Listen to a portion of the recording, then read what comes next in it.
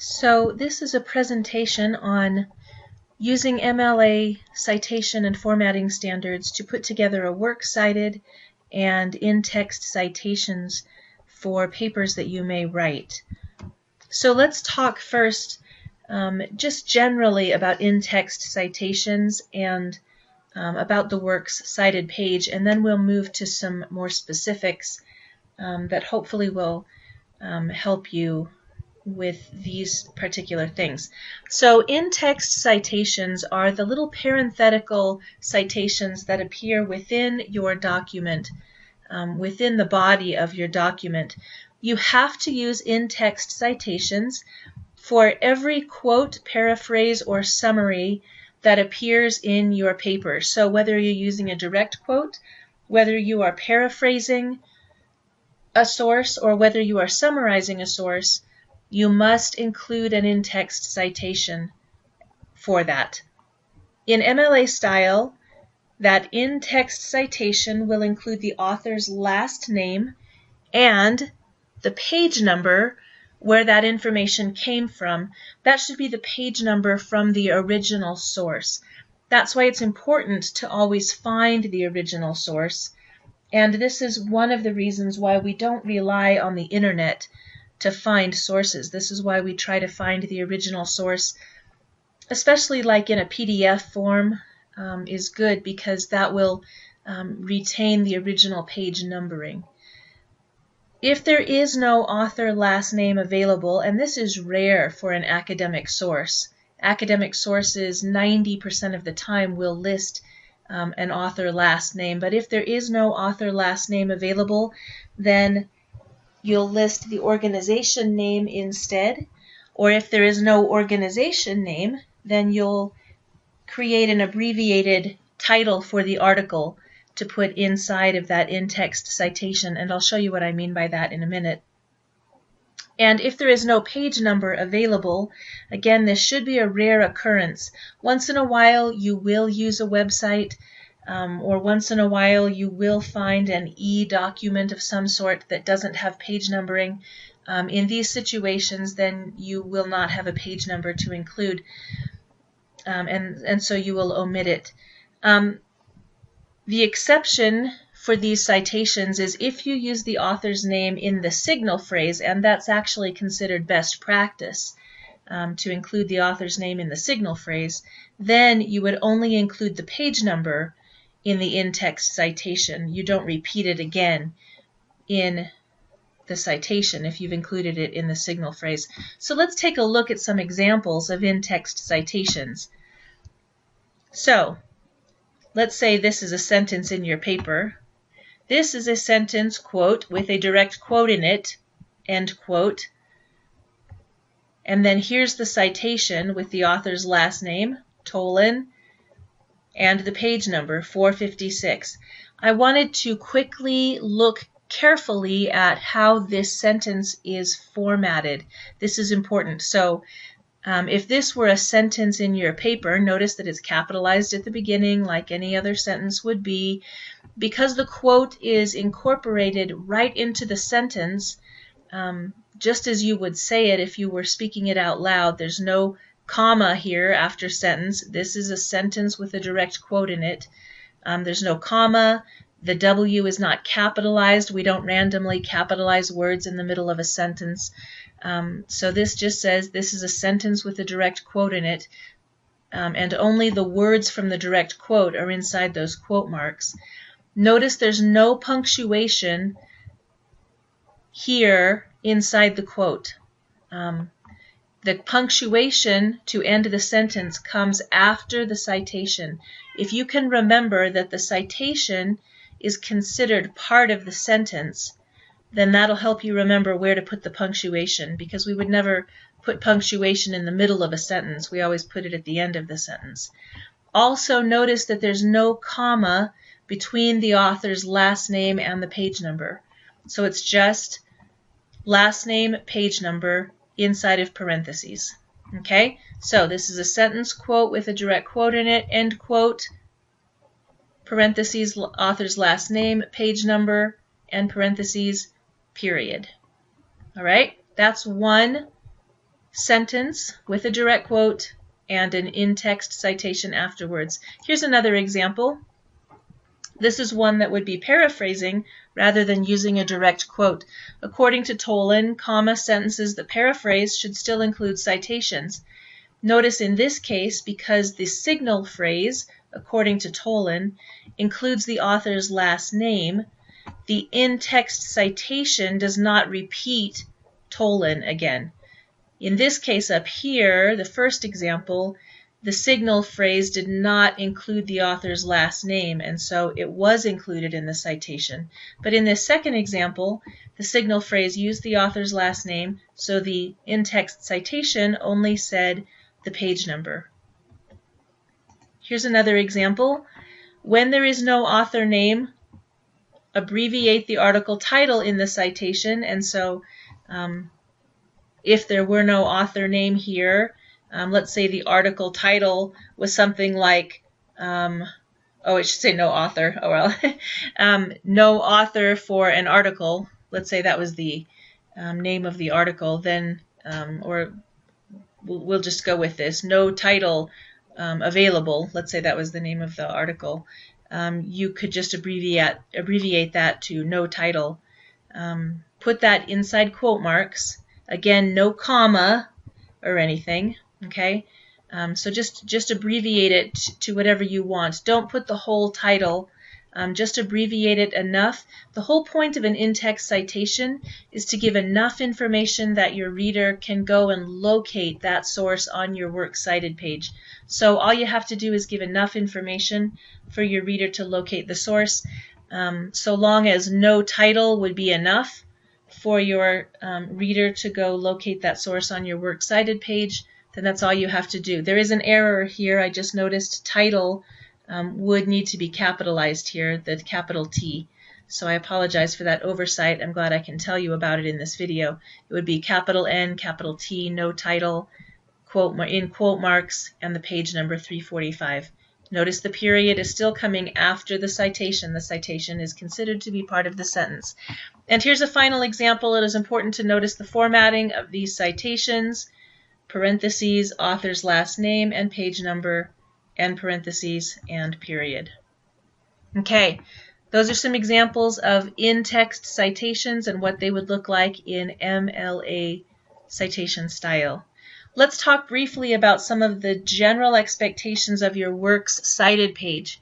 The works cited page is the page that appears at the end of your paper. All right, this is the page that provides the full bibliographic information for every source that you have cited in your paper. Okay, don't put sources on this page that you have not cited in your paper. If you have not mentioned a source in your paper, don't list it on this page. Works cited literally means these are the works that I cited or talked about in my paper. In some citation styles, you may call it a references page. And in that case, you might list some sources that you just used as a reference. But in MLA, you only list on this page the sources that you actually cited in the body of the paper. So the works cited page appears at the end of your paper. It should begin on a clean new page. So often I see the works cited starting just a couple of lines down from the last line of text in the body of the paper, and that's incorrect. Make sure you do a hard page return and start this on a new page. It should be titled Works Cited, not References or Bibliography or anything else like that. It should be titled Works Cited. It should be evenly double spaced. Okay, don't single space your citations. Don't triple space. Don't add 5 spaces in between each citation. The entire page should be evenly double spaced. Don't get crazy with fonts or colors. If your paper was typed in Times New Roman 12-point font, then your works cited page should be Times New Roman 12-point font. Everything should be consistent in your document. And this page should be organized alphabetically by author last name, or if you don't have a last name or an author name for a source, then you would insert that source by the article title. Do not organize this numerically. Don't number the sources. Don't organize it by the order of appearance, by the order that they appeared in the body of your paper, or some other random organizational scheme. This document, this page, should be organized alphabetically by author last name. Okay, those are some basics about the works cited page and the in-text citations. I'm going to move on now to some tips and some hints and some help about how to do specific formatting on the works cited page. Okay, so I want to talk a little more specifically about how to put together a works cited page and how to know how to format all of those citations, because I know it can be a little bit overwhelming trying to figure out all of those rules and all the details of those citations. So the first resource I wanted to remind you of is the Writing Center, uvu.edu/Writing Center. There are handouts available if you come to this website, and when you click on the handouts option, there are style guides available here, specifically for MLA. And it's handy to know this because if you ever end up in a class that requires other writing styles such as APA or Turabian, you have access to those style guides as well. So I did want to point that out, but I'm also going to direct you, and these links are within our course, but I want to direct you to the OWL at Purdue Writing Lab. This is considered the premier online writing lab, and this is where you're going to find a lot of helpful information on how to format your papers and your citations in MLA citation style. So how do you use this website? Because I know when you first come to this page, it looks like a lot of text on a page. It can be a little bit overwhelming. The way the page is organized is when you come to this resource initially, the first page just gives you some general guidelines about MLA style, how to format the papers generally. For instance, type your paper on a computer and print it out on 8.5 by 11 paper, double space everything. So that's pretty basic stuff.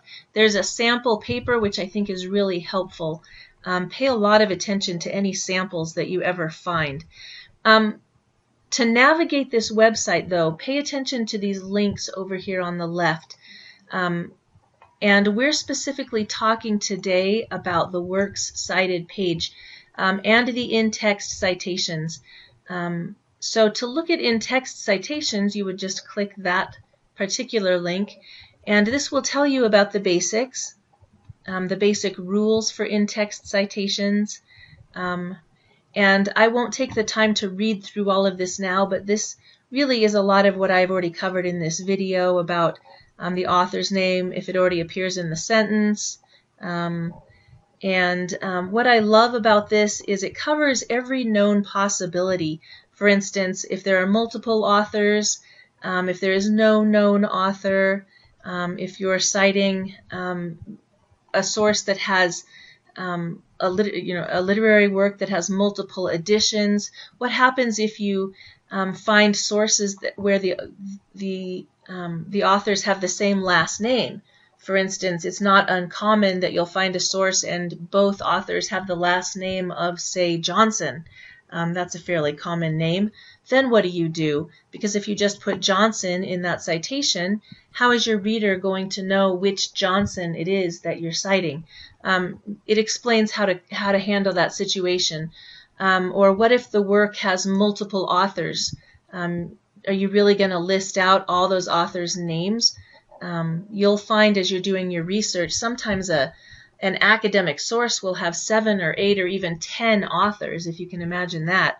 Are you supposed to write out 10 authors' names? What happens if you have 2 or 3 sources written by the same author?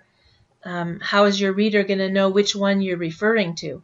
It's all covered if you just carefully review the information on this page. So I won't take the time to go through it all now, but you certainly will want to as you are formatting your citations. If you run into trouble, if you have a question, this is the page to come to find an answer to your question. Don't just ignore it. If you have a question, take the time that is required to find the answer. It'll pay off in the long run. Now, the rest of this, or at least a great deal of the links over on this side, help you understand some of the other basics. For instance, how do you format a quote? How do you handle endnotes and footnotes? We're not going to use those in our class, so you're not going to really use that. But look at all of these. Works cited page, basic format. That's something you're going to want to pay attention to, and we'll start there. Here are the basic rules. Begin on a separate page at the end of your paper. It should have the same 1-inch margins and the same header as the rest of your paper. Label it works cited. Don't italicize that or do anything strange with the font. Double space everything. And then it handles some of the basic rules again. How to list author names, capitalization and punctuation, and so on. But then it explains source by source how to format your citations. Now, why is this important? This is important because you are never going to remember the rules for every kind of source that is out there. I wish it were possible, but it's just not. There are too many different kinds of sources and too many rules. You may find a magazine, you may find a scholarly journal article, you may find a website, you may find a book, and even within those individual categories, there are different kinds of scholarly sources, different kinds of periodicals, different kinds of books. So let me show you what I mean. Let me just click on periodicals. This is what you're going to be using most often.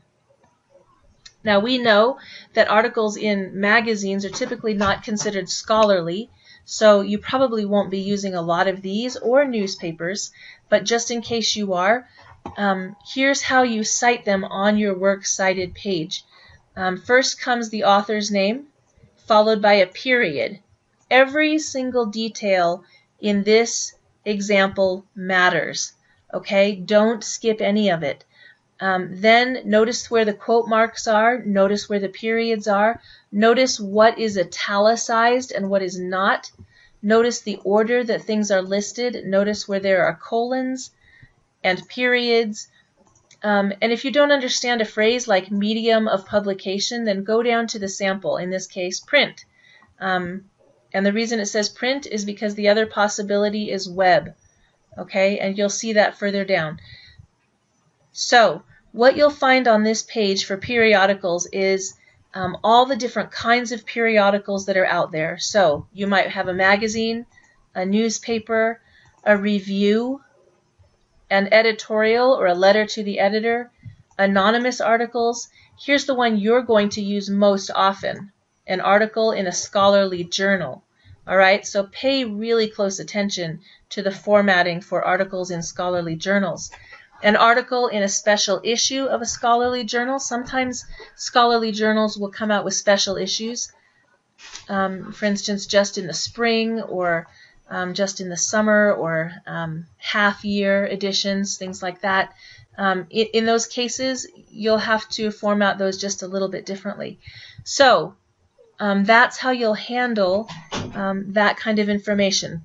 The only thing to pay attention to, and this is something you need to be aware of, is that this isn't necessarily the right font or the right margins. You'll have to make sure that you're still using your original font and margins and all of those original formatting choices from your paper. The other thing to pay attention to is the indentation. Okay, notice that the first line is all the way against the left margin, and every other line of the source is indented 1/2 inch. Okay, now why is that important? Why is it important to even know how to find this page and know how to do all this formatting? Is it going to take you forever to put together your citations? It doesn't have to, and here's why. One of the other links I gave you is to an online citation generator called Citation Machine. There are lots of other bibliographic generators out there as well. This one's not bad. These kinds of sources can save you a ton of time because they will create citations for you. The first thing you have to know is what are you citing? Is it a book? Is it a magazine? Is it a newspaper? Is it a website? Is it a scholarly journal? Know the difference between a journal and a magazine, okay? Is it a film? Choose what you're citing, and once you've done that, when it comes up, you're going to plug in as much information as you have for that source. So you'll have to type in the author's first name and last name, and then is it an author, a contributor, an editor, and so on. Typically it'll be an author.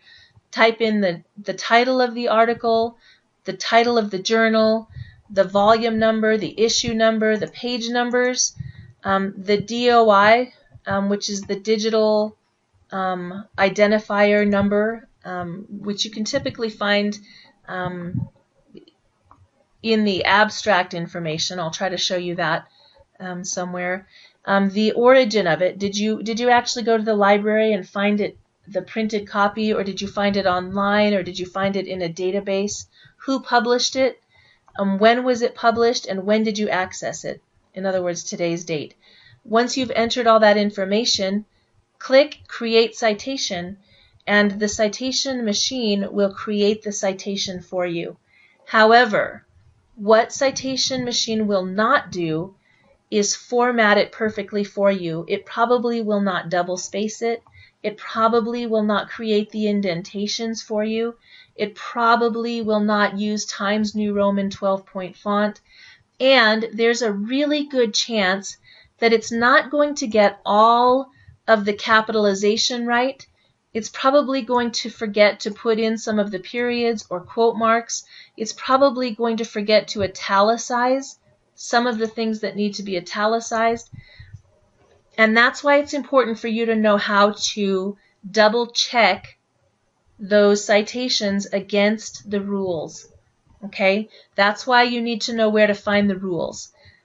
These kinds of things can save you a ton of time because you don't have to type it all out by hand, but you still have to check what gets produced. Now, the other wonderful resource that you have available to you is right here in the databases as you're searching for sources. So let's say you've done a search, you've refined your search to scholarly sources, you found a source that you're using in your paper. Let's say you're using this source right here, Methodological Issues and Evidence of Malfeasance in Research Purporting to Show Thimerosal in Vaccines is Safe. That's a strange sounding title, but let's say you've found it, you've read it, you've annotated it, you really like this source. I'm going to go ahead and click on the title to take us to the abstract page, which is loading a little bit slowly, but there it is. Okay, so let's say this is a source that you are using in your paper. Okay, here's the DOI information that I was telling you about, the digital object identifier. This is sort of the equivalent of a VIN number in your car. Okay, most online databases are assigning a digital object identifier now to every online article.